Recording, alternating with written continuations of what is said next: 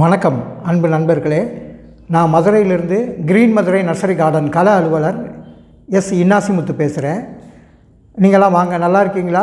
சௌக்கியமாக இருக்கீங்களா? இன்றைக்கி நம்ம எதை பற்றி பார்க்க போகிறோம் அப்படின்னா, வரம்தா அப்படின்னு சொல்லி வேகமாக சொல்லிக்கிட்டே வாங்களேன், ஒரு வரம் கிடைக்கும். தாவரம் அப்படின்ற வரம் கிடச்சிரும்.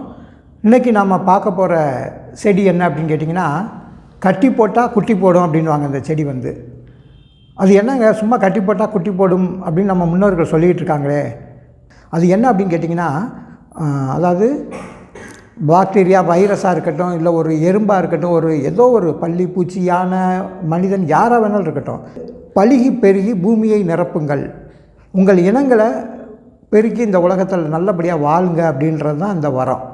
இந்த செடி இதுக்கு ஒரு மிகப்பெரிய ஒரு அடையாளம். இந்த செடி முத்துன செடி வாசலில் நம்ம இதை கட்டி அந்த காலத்தில் தொங்க விடுவாங்க.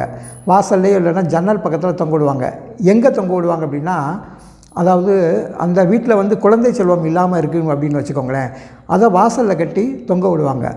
அது கட்டி போட்ட பிறகு பார்த்திங்கன்னா, நிறையா ஒரு இலையை சுற்றி கிட்டத்தட்ட ஒரு 50-60 குட்டிகள் போட்டுரும். அதிலிருந்து பார்த்திங்கன்னா நிறைய ஏகப்பட்ட செடிகள் வளர்ந்து வந்துக்கிட்டே இருக்கும். அந்த செடி கீழே விழுந்து குறிப்பிட்ட ஸ்டேஜில் விழுந்தவொடனே திருப்பி அது ஒரு தனி கண்டாக மாறிடும். ஏன் இதை தொங்க விடுறாங்க அப்படின்னா, அந்த வீடுகளில் இருக்கிறவங்க இதை பார்க்கும்போது அவங்களுக்கு ஏற்படுற மன நிறைவு, அந்த தெய்வத்தோட அனுக்கிரகம் இதெல்லாம் கிடைக்கும்போது அந்த வீட்டில் குழந்தை வரம் கிடைக்கும் அப்படின்வாங்க. இதுக்காக தான் அது பேர் கட்டி போட்டால் குட்டி போடும் அப்படின்வாங்க. இதில் இந்த ரணகள்ளி வகைகளில் பார்த்திங்கன்னா, இந்த கிட்னி ஸ்டோனுக்கு சரி பண்ணுறதுக்காகவும் சில பேர் இலையை சாப்பிடுவாங்க. அந்த செடியும் இந்த வகையில் தான், இந்த கட்டி போட்டால் குட்டி போடும் வகையில் தான் சேரும். சரிங்களா?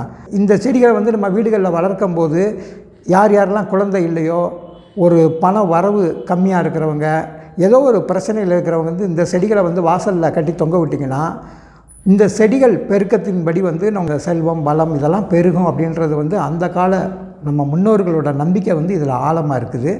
எனவே நீங்களும் அந்த செடிகளெல்லாம் உங்கள் வீட்டில் வளர்த்திங்கன்னா இதோட பலனை மிக அதிகமாக அடைவீங்க என்று நான் நம்புகிறேன். இந்த செடிகள் எங்கள் நர்சரிலையுமே கிடைக்கும், நிறைய இடங்கள்லையும் கிடைக்கும். நீங்கள் எப்போ வேணாலும் இதை தொடர்பு கொண்டு வாங்கிக்கலாம். இத்துடன் இந்த தகவலுடன் உங்களுக்கு நன்றி தெரிவிக்கிறேன். இனி அடுத்து வரும் இன்னொரு வித்தியாசமான ஒரு செடியை பற்றி அடுத்தடுத்த வீடியோக்களில் பார்ப்போம் என்று கூறி விடைபெறுகிறேன். நன்றி.